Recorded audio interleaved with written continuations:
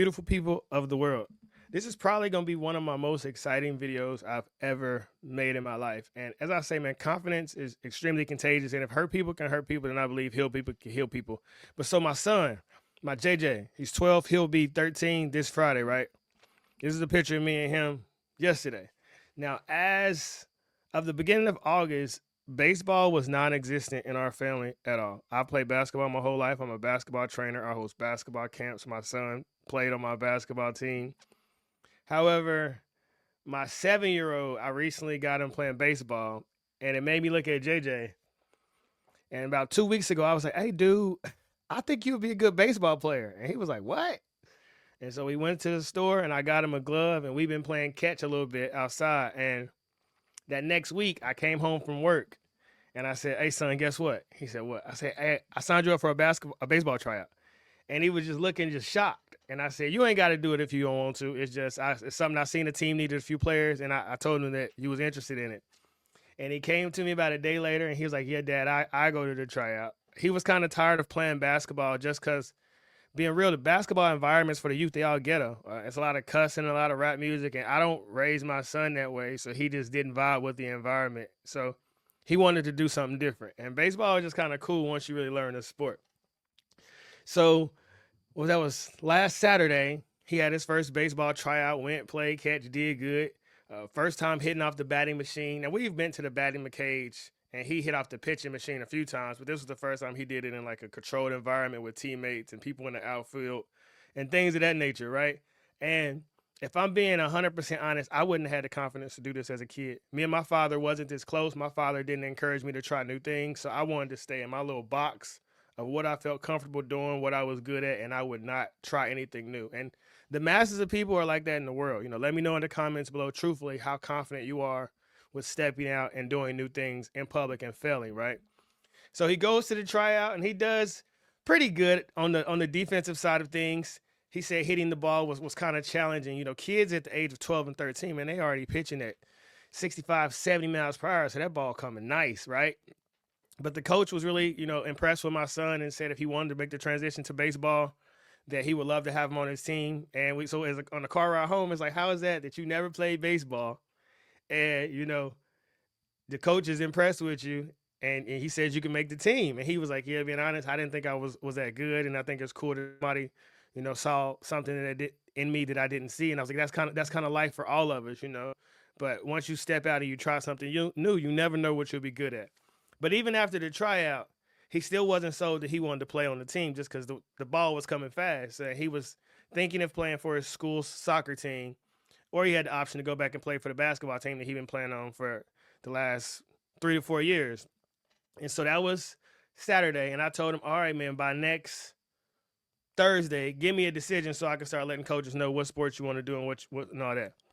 So that Monday, I get hit up by his basketball coach, and he's like, hey, I'm putting the boys in the tournament this weekend. It's going to be 2 games Saturday and 1 game on Sunday. And I'm like, all right. So JJ come home from school, and I'm like, well, you may need to make that decision because if it's Monday, you would technically have baseball practice today. Tuesday, you would technically have basketball practice. Thursday, you would have basketball practice. But coach is putting you out in the tournament this weekend. So you going to have 2 games on Saturday. He was like, what? I said, you ready to hoop? And he was like, yeah, maybe.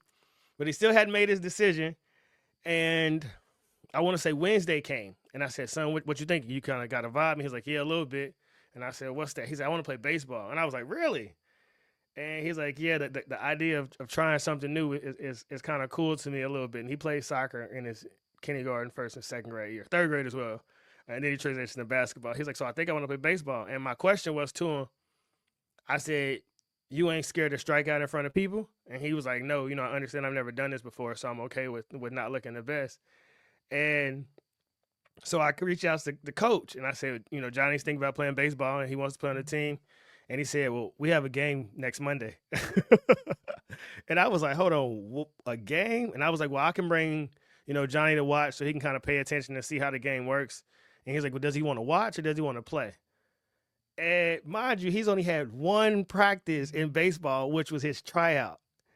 And so he came home from school that day, and I let him know, hey, it's a baseball game on Monday, and coach said you can play. And he was like shocked, super shocked. Like he was just stunned. And I always say being a father is the greatest spiritual experience ever. But to y'all, truly, like with me having deceased kids, like knowing I got 2 boys that I've buried, being able to like see my son smile and step out and try new things, there's no dollar amount that can replace this joy. And me and his mother are not together. We don't have the greatest relationship. I really never knew her, if I'm being honest. I got off work one day, and there was a note on the windshield of my car that said, "Call me, cutie." And being that I was young and dumb, I called the number, and I got kids with her. Don't ever do that, young man. If it's ever a note on your car, just throw it away. Don't do what I did. But long story short, we was riding the car. I told him, I was like, man, no matter what, the relationship with me and your mother is like, I'm always extremely, extremely, extremely grateful for her. And he said, why? I said, because she gives me 100% access to raise you. And a lot of men don't get to help their sons grow up and help them mature. And the reason I work out, the reason I carry myself the way I do is because I know my sons are watching me. I'm just planting seeds. So he was okay with playing in the baseball game. And coach was like, well, I got a temporary uniform for him until his permanent uniform come in. You see, my jersey is here, and I'm number 12, so my son's going to be number 12 in baseball. But here he is right here in this temporary uniform, and if he don't look fly, then I don't know what you're talking about, you dig? Oh, but as a father, this is like, it's so crazy that 3 weeks ago, nobody thought of baseball, and now that's all we consume. And I didn't bought MLB The Show on the PS5. His favorite team so far is the Milwaukee Brewers. He been checking out their highlights when they was on I think 14-game winning streak. We went to a Royals game last Sunday. Tonight we going to the minor league game. The Kansas City Monarchs are playing the Milwaukee Milkmen. And then he has another game tomorrow, Wednesday, you dig? So he going head first into it. And the other side of it is when Coach texted me, he said, what Johnny want for his walkout song? And mind you, like, we don't listen to rap music in our house. Like, I react to music that y'all ask me to, but we truly don't consume music in our home for real. It's a lot of audiobooks, a lot of Mozart, a lot of instrumental melodies, but not just music. So I was like, son, what you want your walkout song to be? And he said, Dad, I'll let you pick it. I said, what? He said, yeah, you got a good choice in music. So as I told y'all, Cash Money and No Limit raised me. So if there was any song that I was going to pick, it was probably going to be something by Lil Wayne. And I'm going to let y'all see my son walking up. This is his first time ever playing in a baseball game, ever being up to bat. Just this whole experience, the way it was 100% new for me, it was 100% new for him. And let me share that moment with y'all real quick. Johnny Callaway Jr. Shout out Weezy. First time in his life ever. We ain't bought a bat yet. All this, the coach had a bat for him. The coach had a helmet for him. We did go and buy the batting gloves on the way to the game because we had them. This is crazy. I was sitting in that dugout like, this is freaking nuts. My dude. And his first time up the bat this time here, he did good. He I think he had 2 balls before he ended up striking out. And we talked about it. I was like, did the ball come a little faster than what it seemed? And he was like, yeah. I said, could you tell the difference between a strike and a ball and when it was in the zone and all that? And he said it was kind of difficult, but as the ball came more, he got the read of it. Then he eventually struck out. And he played right field, left field, and he played a little bit of shortstop towards the end of the game. The score was 9-9, tied after 6 innings. It was a very, very exciting game. The second time he went up to bat, he swung 3 times and missed 3 times. And I said, cuz, you don't need to swing at everything that comes. But he said they all looked hittable. And it was just cool the way the team embraced him. Like, he don't know any of these kids at all, but every time he struck out, they was like, all right, it's all right, Johnny, you'll get the next one. And they all gave him handshakes and a lot of words of encouragement. That's something he realized after the game. And he said he just liked how positive the team was and how everybody made him feel like included, even though they didn't know each other. But the other part that I thought was cool is he asked me, he was like, Dad, on Wednesday, can we go to the batting cage? Like, he's serious. Like, he wanted to get in the cage and work on his swing because he said when he got a little pissed off when he struck out twice. Like, so it's like the confidence, but also like that aggression, that masculine energy is there. Like, if I'm going to do something, I'm going to be good at it. I'm not just going to half-ass. And as a dad, dude, what more do you want? Like, you raising your kids to one day live without you. And you understand that no matter much when you lead them, bro, they still got to deal with the hardships of the world. They got to still deal with relationships and traffic and jobs and learning to drive and paying bills and property taxes and sales tax and driver's license expiring. You name it, dealing with TSA. You name all the things that you know that your kids going to have to deal with. But on the other side of that, they're going to have to deal with a world that don't even exist yet. So you kind of preparing them for the unknown. And all I can teach my son to do is be resilient and fall down 7 times and stand up 8. And the same thing that I put out here to the outer world, man, on life, I'm put that in my children. The world is gonna really try to punk you, but you gotta stand 10 toes down and keep going. Ain't nobody got to believe in you but you. And if God is for us, who could be against us? Romans 8:31. You did. But the other part that I thought was super dope is he said, we got home, and he said, Dad, thank you for signing me up for baseball. And he said, I wouldn't have did this, and I wouldn't have believed in myself if you didn't push me. And that was probably the highlight of my night. Like, I told y'all, my dad lived in my house my whole life. I grew up with both parents all 18 years, but my dad got off work, stopped at the liquor store, sat on the porch with his beer and his cigarette, got drunk, went in his room, and went to sleep. So while I seen him every day, we never had a connection. We were never close. It was just, that was my pops. Now, there was, obviously, there's little things that he did, here and there, but he wasn't as in tune with me. Nowhere near like I am with my kids. But I also understand that he had his own trauma and mental stuff that he was dealing with. I'm just mature and enlightened enough to know my children are watching me.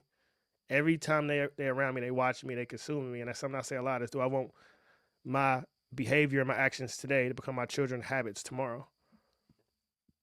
Why would I want to raise them all ignorant? So, I mean, I just try to show them the nicer side of things and the higher qualities of life. And then you don't have to be like your environment. You don't have to copy the people around you. Don't go with the flow, be the flow.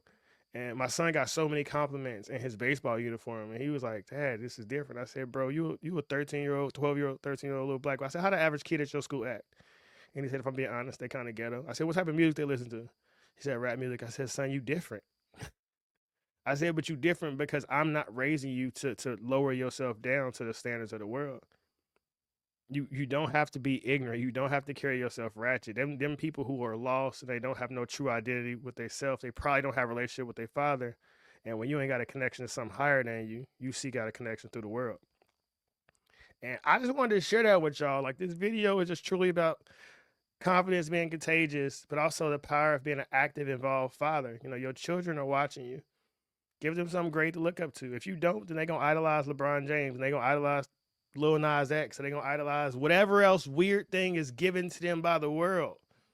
That's what your children are going to idolize if you don't become their own personal superhero.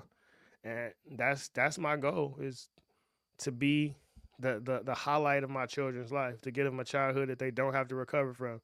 Because my mom and daddy didn't give a damn. And I know there's a lot of people watching this video as well, where their parents were just caught up in their own drama and arguing and fighting and fussing and bills and cussing and cheating and creeping. And I was like that in my younger years. But that's why I'm blessed that I bumped my head and I woke up and I decided to be a better man, better father, better individual to the world. The energy that you throw out got to come back to you. And I was dealing with a lot of negative things my way, but I had to acknowledge I played a role in that sin. And so now I just choose to do better. You did? Once you know better, you just got to do better. Unless you just enjoy dealing with the misery. But we're going to watch my son walk up the bat one more time. Number 17, Johnny Calloway I told him, I said, I'm going to Jr. pick Lil Wayne Fireman for you. And we listened to it a little bit. He said, that sounds kind of cool. And it was between Lil Wayne Fireman and Young Jeezy I put on for my city. He didn't like the Jeezy.